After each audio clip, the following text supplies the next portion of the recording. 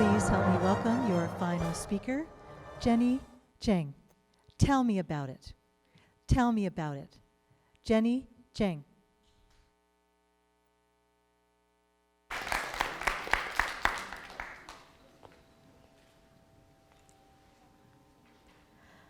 Fellow leaders of tomorrow, ladies and gentlemen, and most honorable judges, how are you doing today? Now, your most reasonable response is probably something like, good, I'm doing fine, I'm doing well. Thank you for asking, and how are you doing today? Well, it's actually been a tough month. I mean, I gained 10 pounds, my homework's overdue, all my friends are depressed and one is anorexic, my parents are on the verge of divorce, and now I have to give a speech. It's a lot of stress, honestly, but I'm really feeling the adrenaline right now. Now, to some of you, this might just seem like your typical childish teenager, always whining about their problems and making excuses for their own problems and failures. And I really don't blame you for that, because I bet it's what my parents were thinking every time I talked to them about my problems. Growing up, I was always a really emotionally sensitive child.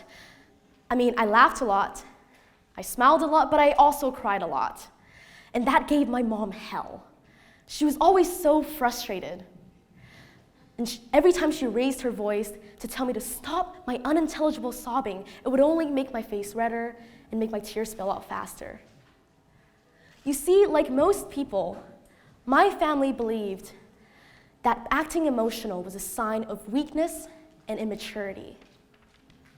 Every time I acted upset, they would constantly tell me, don't cry. Why are you upset? Stop being upset. You know, you should be more positive. You should be more optimistic. And you should be grateful that you're not in a worse situation. There's no time for you to whine, and there's no time for childish feelings and emotions that will only get in the way of everyday life and productivity.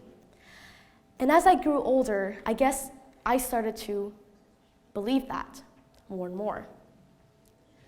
At one point in my life, I told myself I needed to grow up. And I tried my best, I tried my hardest to hide away my emotions and all my insignificant problems, afraid that I was going to be judged, afraid that I'll be chastised, afraid that I will be scolded, afraid that I would be an inconvenience to other people, and most of all, afraid that I would be in the wrong for expressing my own emotions and letting them get in my way. Eventually, I stopped being myself at all. I wasn't able to act like myself. I stopped crying as much, that's for sure, but I also stopped laughing as much. I stopped smiling as much. I was always irritated and indifferent to my surroundings, and I wasn't able to enjoy and experience life as I had before. All because I believed that to be mature, I needed to avoid feeling and expressing who I am. But why? Why is acting emotional considered bad? Why are sensitive people always bashed upon? And why is it that laughing and crying and expressing complicated emotions that are so clearly set us apart from futuristic artificial intelligence and the rest of the organisms on Earth considered immature? Today, I am eternally grateful to have a group of friends who I care deeply about and who care deeply about me. A safe circle where we can all express our emotions freely. But I know that somewhere out there, there are so many people among you guys, among all of you, among your family, your friends, who aren't able to do that, who aren't able to express their emotion, who feel the need to hide themselves away out of shame. A teacher once told me that the difference between a youth leader and everyone else was that when they asked you, "How are you?" they mean it with their heart. And they're always there. They're willing to listen to your answer and to help you in any way they can. And you know what?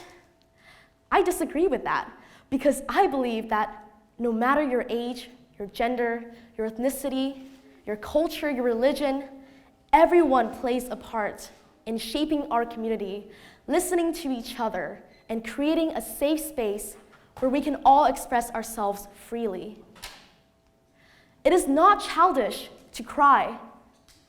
It is not ungrateful to be upset, and it is not immature to talk about your emotions. Emotions are the key to living and experiencing life and thriving. Fellow leaders of tomorrow, ladies and gentlemen, and most honorable judges, how are you doing today? How are you feeling?